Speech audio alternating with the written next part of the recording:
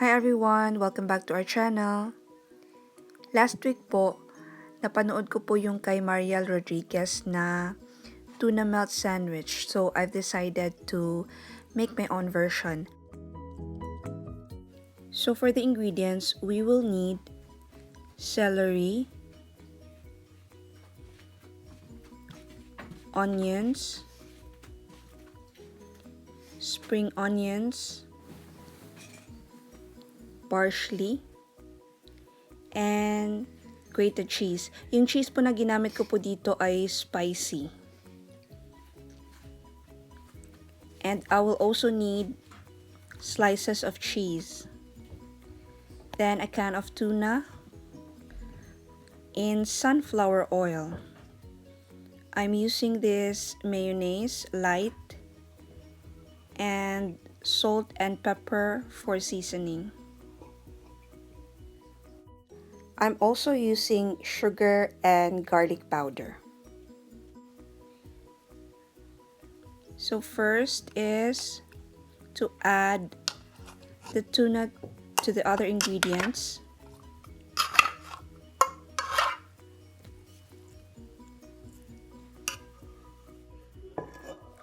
Season it with salt,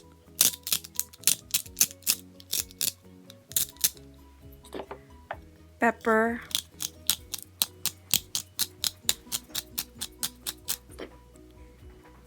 sugar, and garlic powder.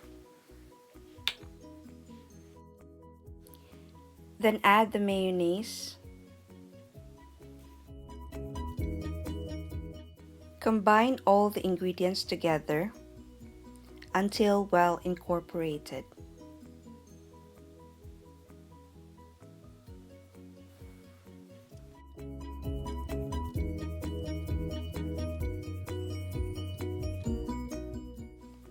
I forgot to add the lemon juice. Good thing I remembered it because lemon juice can really make a difference of the flavor.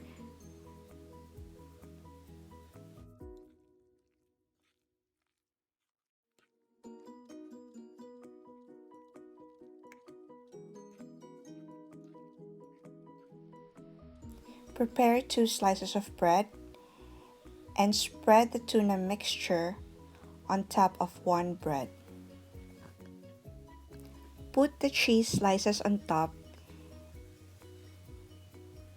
and cover it with the other bread. We will also need butter. So on a heated pan, melt the butter.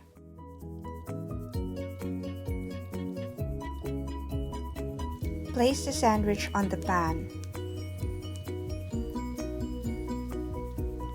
Cover the pan. Once the bread turns golden brown, it's time to flip the bread. Once the other side is done, it's time to remove it out of the pan. And here is our finished product, tuna melt. Thanks for watching. Till next time.